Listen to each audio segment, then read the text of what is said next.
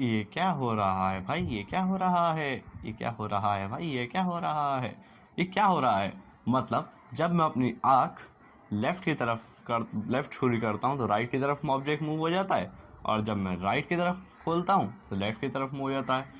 अस्सलाम वालेकुम वरहमतुल्लाहि वबरकातुहू। हाय हेलो नमस्कार सत श्री अकाल। मेरा नाम है मोहम्मद जैद और मैं हूँ the founder of the PM tutor. तो मैंने ये क्या किया, क्या हम इसको बोलते हैं पैरालैक्स? जी हाँ, इसको हम बोलते हैं पैरालैक्स। तो आज हम सीखेंगे पैरालैक्स मेथड और उसके एक एग्जांपल में कि भाई पैरालैक्स मेथड कैसे यूज़फुल है एक प्लैनेट का, एक मून का डिस्टेंस निकालने के लिए अर्थ से। जी हाँ दोस्तों, पैरालैक्स मेथड इतना इजी होकर भी इतना ज़्यादा इम्पॉर्टेंट है कि वो इतनी ज़्यादा हेल्प करता है। तो हम पहले ये जान लेते हैं कि पैरालैक्स मेथड को किसने निकाला और पैरालैक्स मेथड कब निकला कर डिस्कवर हुआ। तो ये इन्फॉर्मेशन मैं अपनी तरफ से दे रहा हूँ, #+by_the PM tutor। तो पहले ये देख लेते हैं पैरालैक्स मेथड कब डिस्कवर है। जी दोस्तों, ये जो इन्फॉर्मेशन मैं आपको दे रहा हूँ ये बुक में नहीं है, ध्यान रखिएगा। 1838 में पैरालैक्स मेथड को इजाद किया गया सर फ्रेडरिक बेसल की तरफ से। सर फ्रेडरिक बेसल एक एस्ट्रोनॉमर हैं जिन्होंने और कहीं भी इंपॉर्टेंट मेथड जो है निकाले, और इन्होंने पैरालैक्स मेथड निकाला जो बहुत ही ज़्यादा यूज़फुल रहा। तो चलिए शुरू करते हैं। पैरालैक्स मेथड की पहले हम डेफिनेशन देख लेते हैं। The parallax method is defined as the apparent change in position of an object due to change in a position of the observer। मतलब पैरालैक्स एंगल हम बोल सकते हैं कि भाई ऐसी अपेरेंट चेंज जो ऑब्जर्वर के मूव होने से होती है ऑब्जेक्ट की तरफ से, उसे बोलते हैं पैरालैक्स। तो चलिए अब हम समझते हैं पैरालैक्स मेथड को। तो मैं आप लोगों को बता देता हूँ। अब ये जो ऑब्जेक्ट है, ये मेरी दो आँखें, तो ये जो है ना, ये जो एक एंगल बन रहा है यहाँ से एक और एक यहाँ से, ये जो एंगल बन रहा है थीटा, इसे हम बोलेंगे पैरालैक्स एंगल या फिर पैरालैक्टिक एंगल। तो मैं आप लोगों को ये भी बता दिया। तो चलिए शुरू करते हैं। अब जैसा कि आप लोगों को आपके स्क्रीन पर दिख रही है एक इमेज, पहले उस इमेज को ध्यान से देख लीजिए। उसमें क्या है, ए और बी अर्थ के ऊपर दो पोजीशंस हैं बराबर, ठीक है। उनके बीच का जो डिस्टेंस है वो है बी, ठीक है। और जो ऊपर जो लाइन्स जा रही हैं डॉटेड लाइन्स, वो एक स्टार है, ठीक है। और एक जो मून है उसका मैंने डिस्टेंस बताया है एस से, और स्टार को बताया एस डैश से, ठीक है। तो अब अर्थ और मून का डिस्टेंस निकालने में स्टार का क्या काम है, आप लोगों को ये भी ज़रूर एक क्वेरी होगी। ये इसलिए ज़रूरी है कि अर्थ और जो मून है वो दोनों के बहुत करीब है, ठीक है। तो उनका तो जो पोजीशन है वो हिलता रहता है, शिफ्ट होता रहता है, ठीक है। तो उनके लिए हमें दो एक ऐसे स्टार चाहिए जिनकी पोजीशन और जिनका डायरेक्शन अर्थ की दो ऑब्जर्वेटरीज ए और बी से एकदम सिमिलर, एकदम अप्रोक्सीमेटली सेम हो, ठीक है। अब मतलब ए है, जो ए है वो एस डैश से एकदम, जिसकी पोजीशन और जिसका डायरेक्शन एकदम अप्रोक्सीमेटली सेम है, ठीक है। और बी का भी जो पोजीशन है और जो डायरेक्शन है वो एकदम सिमिलर है एस डैश से, मतलब स्टार से। तो ए और बी ऑब्जर्वेटरीज, हाँ, जो स्टार्स हैं एस डैश, वो अर्थ की दो ऑब्जर्वेटरीज से हमेशा एकदम सेम रहेंगे, मतलब जिसकी पोजीशन और जिसका डायरेक्शन एकदम सेम रहेगा, ठीक है। और चलिए अब हम मतलब आगे बढ़ते हैं। तो ए और बी क्या है, बी है। अब देखिए एंगल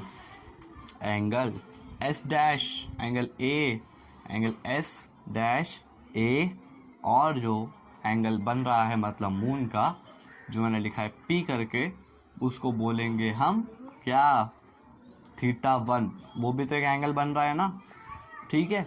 और ऐसे ही angle S dash, observatory b and the planet p is the θ2। तो ये तो हम निकाल लेंगे अर्थ की तरफ से, समझ में आ रहा है ना logic. Angle S dash, angle जो ऑब्जर्वेटरी ए है मतलब मिड पॉइंट, और फिर जो पी है प्लैनेट, उसके बीच में भी तो एक एंगल बन रहा है ना, तो फिर उसकी तरफ से भी θ1 है, ठीक है। और फिर angle S dash, point B, और फिर पी, ठीक है। ये भी θ2 बन रहा है। अब सिंपल ज्योमेट्री यूज करते हैं, ठीक है। तो समझ लीजिए अब प्लैनेट है, अब प्लैनेट्स का जो मतलब एक जो हमें बीच में लाइन दिखाई है मैंने पैरेलल एंगल पे, तो अब जो θ2 है वो क्या हुआ, θ2 और θ2 यहाँ के सिमिलर हुआ कि नहीं, लाइन से हुआ कि नहीं।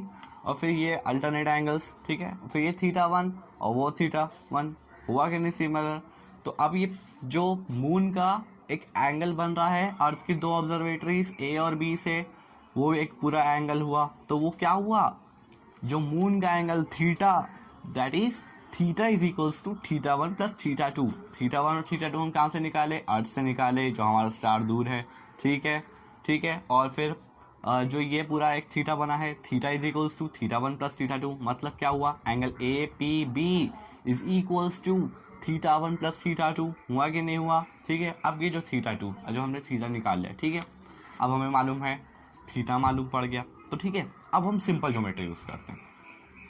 अर्थ और जो मून के बीच में डिफरेंस ज़्यादा है, ठीक है, तो हम क्या करेंगे, ऑब्जर्वेटरी ए और बी के बारे में ज़्यादा डिफरेंस तो नहीं है, ये अर्थ के ऊपर ही है, तो हम क्या करेंगे, इसको एक आर्क ले लेंगे, एक आर्क ले लेंगे, लाइन नहीं लेंगे, आर्क लेंगे।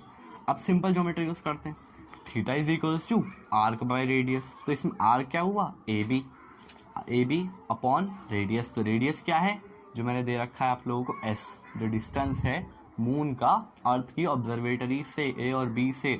ठीक है, तो क्या हुआ, अब ए बी क्या है, ए बी क्या है, बी है, जो मैंने मतलब बताया है डिस्टेंस बी। ठीक है, स्मॉल बी से मैंने डोनेट किया हुआ, आप लोगों को पिक्चर पे दिख रहा होगा। तो थीटा क्या हुआ, B is equal, theta is equals to arc by radius, तो मतलब बी अपॉन एस।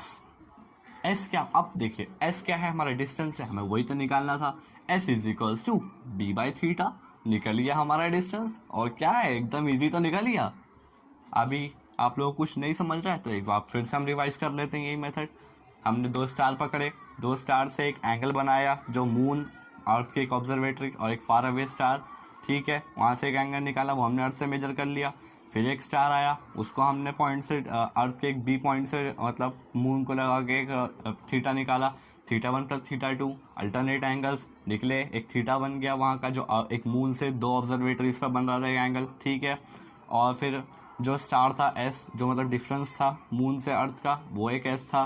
ठीक है, ए बी को हमने क्या लिया, एक आर्क लिया, उसका डिफरेंस को हमने क्या बोला, बीच में बी बोला, तो theta is equals to arc by radius, तो मतलब क्या हुआ, बी बाय एस। ठीक है, तो एस क्या था, तो फिर अब B, theta is equals to B by theta, अब हमें डिफरेंस निकालना है, तो S is equals to B by theta.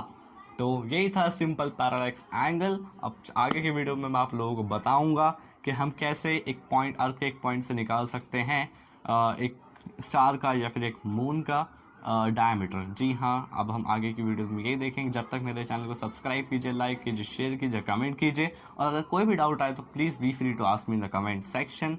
जब तक के लिए अस्सलाम वालेकुम।